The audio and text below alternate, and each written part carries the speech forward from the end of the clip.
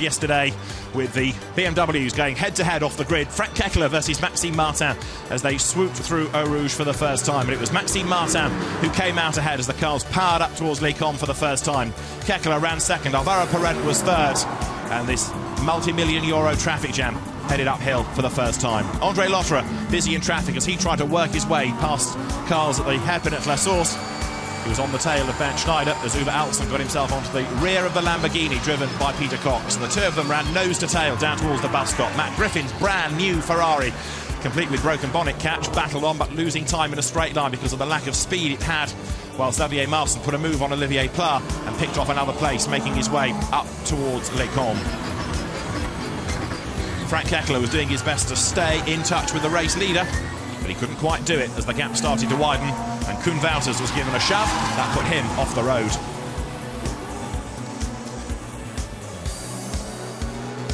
Adam Christodoulou, though, was the first major talking point as he made this dive for the pit lane, misjudged it, glanced off Andre Lotterer and hit the Armco. It did a lot of damage to the suspension of the McLaren. It also did lots of damage to the suspension of the Audi.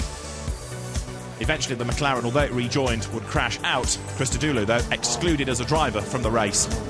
Frank Kekler had drama ahead of him as he turned his way into the bus stop as the Lorenz Frey-driven Jaguar was tipped into a spin. And Uwe Altzen, carving his way through traffic, made his move to get past the ARC Bratislava Porsche and Edward Sandstrom's Audi on the inside, going in towards Les Combes.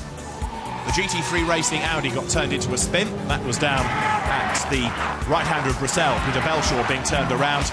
And some brave driving was going on as the battle between Sandstrom, Lemeray and Stifler took up attention. Frank Stifler eventually being able to work a way past with a really opportunistic move, gaining 2 places on the run up the hill going into Les Combes. The McLarens of Eric van der Poel and Alvaro Parent very nearly fell out as they tripped over themselves going through Les Combes, but the overtake happened when the cars got down to the pit path. Parent moving ahead of the winningest driver in the Spa 24. Oil out of the back of the 33 Porsche was on the road. Flames from the back of the Porsche meant it headed for the pit lane. Van der Poel and Cox were caught out by the slippery track. They spun as down the pit lane came Eric Dermont for the flames to be extinguished. When the rain came, it was really heavy and it caught out many a driver, including Julian Draper. His McLaren aquaplaned off the road, so too did the similar car of Phil Quaife. The yellow flags came out, the safety car came out. Its first of 15 appearances during the course of the race. There was so much standing water on the track, the Audi mechanics were thinking it was time to go swimming. Eventually, though, the conditions did indeed relent just a little, and the race was back underway. Up front, it was developing into a fight for leadership between the Audi of number 1, the Team WRT entry, the Maxime Martin-driven BMW, and the number 16 René Rast-driven Audi. The BMW was ahead but under pressure from the 2 Audis, and Rast was closing the gap to the pair. As the leading Mark VDS BMW made its pit stop, number 1 was getting closer, but with points awarded at the 6-hour mark, it was important that Marcus Paltelot, with a stop-go penalty hanging over him, was kept out of the car.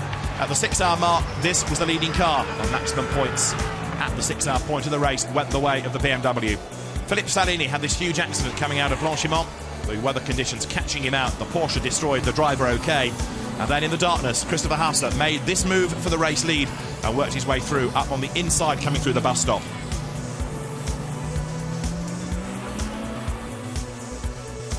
With the rain falling again, the safety car was deployed once more. Everybody paddled their way around the circuit, tiptoeing through the puddles. But eventually the race would get back underway. And for the drivers, it was an even bigger challenge than before, because this time around, they didn't just have the standing water to worry about. There was some spray, but also a lack of light, a lack of visibility caused by that as well. The fireworks that were lit would help a little bit, but for the drivers, it was still going to be a big problem. And the 1 or 2 who were really lucky in traffic with such a big entry of 66 cars, it was not going to be easy to work your way through. Frank Kekler, for example, glancing off the United Autosports Audi. He got away with it. Maxime Martin was lucky as well in the BMW not to come a cropper against the McLaren in the hands of Mike Wainwright, who misjudged where Poran was and turned across the front of the BMW and had a spin as a consequence.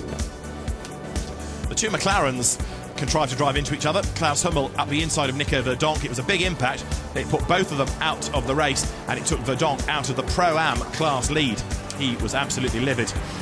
Not surprisingly, as the number 16 Audi started to work its way into the mix for the race lead. And as the race wore on, it was getting closer and closer to the front, joining the number 3 BMW and the number 1 Team WRT Audi within that leading group. The concert in full swing attracted the attention of the fans, and at 4:37 in the morning, Marcus Paltela had his stop-go penalty to serve. It was followed by a puncture. Also, the car was hit from behind and suffered some rear damage. Andrea Piccini at 9:10 this morning also had a problem. He was leading, he had a puncture. The car headed for the pit lane, and it seemed as though maybe 16 was infallible after all. Number 1 picked up the race lead, but it too would have problems. A wheel was shed by the 89 Aston Martin. 74 Porsche bounced off it, the wheel in turn clobbering the concrete. Hans-Guido Riegel was busy at the wheel of his Porsche. Big sideways moment coming into the bus stop, but he was able to power his way out again, as trouble for the number 3 BMW meant that they couldn't restart the car easily after pit stops. And then a wheel came loose on the 71 Ferrari, and Daniel Zampieri ploughed off the road. The car came to a halt. The wheel eventually rejoined the whole ensemble, as down in the pit lane, the Lamborghini was having problems and electrical drama, meaning that it was struggling with the gear shift. Tom Christensen got rid of his rather now futile loose interior mirror, just used the door mirror and carried on battling his way into 6th place. That was under the safety car. When that pulled off, the race was back underway and the leader was held up in traffic. Audi number 1 being given a hard time by the charging Frank Stippler. He was right on his tail as the cars worked their way up towards Les Combes. 16 led the way, and Christopher Hasse had this moment under braking for Les Combes. He scooped it all up again and was able to press on, trying to reduce that deficit to the leading car, and this was how it looked on board.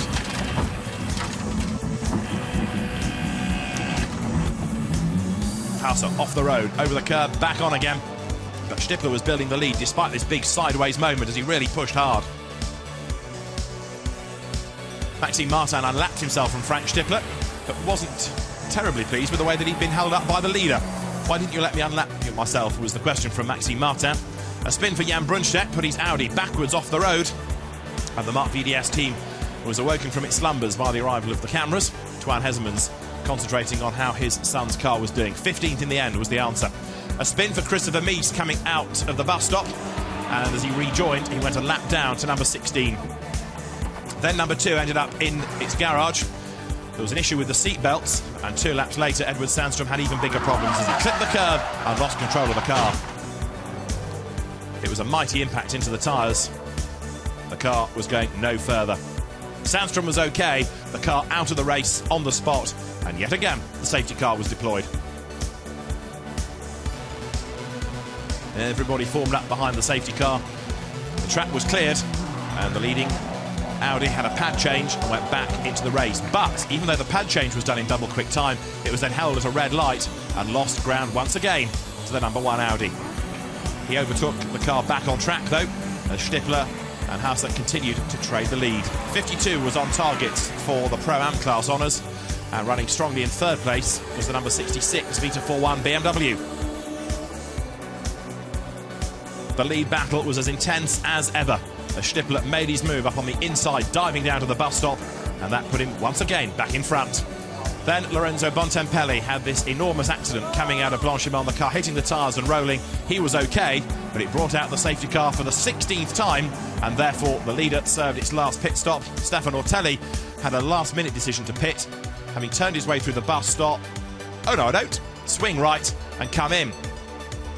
He crossed the white line, however, that you're not meant to do, and a drive-through penalty went his way, and that meant that the car fell away, lost a lap to the race leader. Maxi Jans was enjoying the last part of the race. Mark Hayek wasn't, as his smoky Lamborghini was starting to wilt. But for AF Corsa, the number 52 Ferrari was looking good for a class win. First Motorsports Porsche was looking good for victory within the Gentleman Trophy, and at the checkered flag, the Audi formation finish came through with Frank Stippler, Andrea Piccini and René Rast, Audi R8 LMS Ultra, winning the Spa 24 Hours. Second place to the Audi of Stefano Ortelli, Christopher Mies and Christopher Hasse, with 3rd to Frank Kechler, Greg Franchi and Matthias Lauda. And there were tales of woe and hardship and struggle and endeavour right the way to the checkered flag. The 64th running of the total 24 Hours of Spa has been another enthralling race. From David Addison and from Hayley Coxon at Spa, for now, it's goodbye.